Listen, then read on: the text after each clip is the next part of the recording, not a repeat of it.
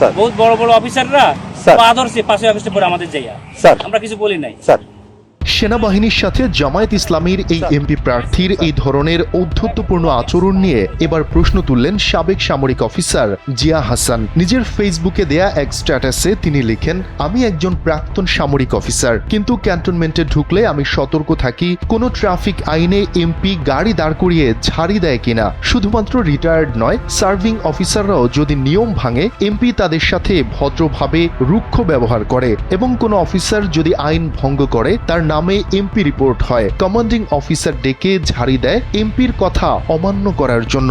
এটা এমনকি এসিআরেও যুক্ত হতে পারে। JBS হোল্ডিংস লিমিটেড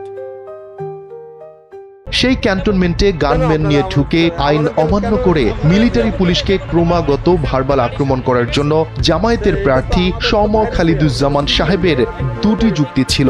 বহুত বড় বড় অফিসাররা স্যার আদর্শে 5ই আগস্টে পরে আমাদের যাইয়া প্রথমত, দেশটাকে বাংলাদেশ আর্মি পরিকল্পিতভাবে ধ্বংসের দিকে নিয়ে যাচ্ছে। দ্বিতীয়ত, তিনি তারেক রহমানের বিপরীতে এমপি পদপ্রার্থী। খালিদুজ্জামান সাহেব যে হ্যাডাম একজন নিরীহ এমপির উপর দেখিয়েছেন, সেই এমপি যে পরিমাণ প্রফেশনাল আচরণ করেছে, ট্রাস্ট মি, আর্মির অনেক জেনারেলও এমপির সাথে এই ধরনের বিহেভ করে পার পাবে না। এই যে দেশটাকে পরিকল্পিতভাবে ধ্বংসের দিকে নিয়ে যাচ্ছেন আবার। জিয়া হাসান আরও লিখেন, জনাব খালিদুজ্জামান সাহেবের আচরণ এমনি এমনি দাঁড়ায় নাই। এই গ্রাউন্ড পিনাকি ইলিয়াস গত 1 বছরে তৈরি করেছে। কোনো ধরনের যৌক্তিক কারণ ছাড়াই তারা ক্রমাগত মিথ্যাচার করে গেছে।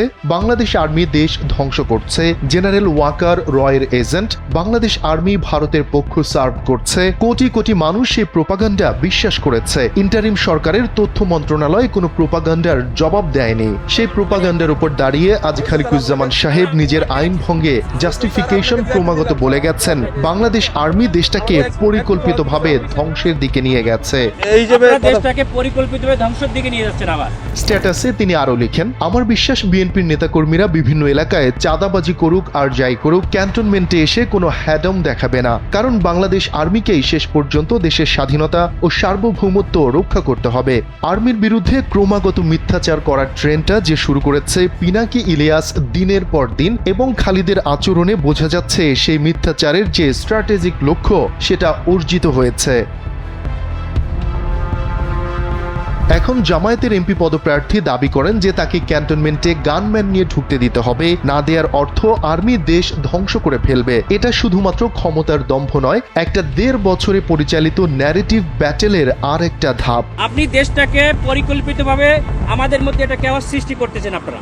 বাংলাদেশ আর্মির নিরপেক্ষতাকে প্রশ্নবিদ্ধ করে এবং দেশের সংকটে তাদের শেষ মধ্যস্থতাকারী হওয়ার যে লেজিটিমেসির কারণে হাসিনার পতনের পর সকলেই জেনারেল ওয়াকারের কাছে গিয়ে বলেছে ক্ষমতা বন্টন করে দিতে হবে, সে লেজিটিমেসি ভেঙে দাও। তারপরে বাংলাদেশের যে কোনো সংকটে আর্মি এবং জনগণ মুখোমুখি হয়ে যাবে। বাংলাদেশকে উদ্ধার করার মতো কেউ থাকবে না। ঠিক এটাই ইন্ডিয়া চায়। স্ট্যাটাসের শেষাংশে তিনি লিখেন, সবচেয়ে মজার কথা, এই এমপি পদপ্রার্থী এখনো এমপি হয়নি, কিন্তু তার হ্যাডমের উৎস কি? তিনি তারেক রহমানের প্রতিদ্বন্দ্বী। আপনাদের পিটানি খাবো আমি। শফিকুল ইসলাম শান্ত, NTV। বহুত বড় বড় অফিসাররা স্যার আদর্শে 5ই আগস্টে পরে আমাদের যাইয়া স্যার আমরা কিছু বলি নাই স্যার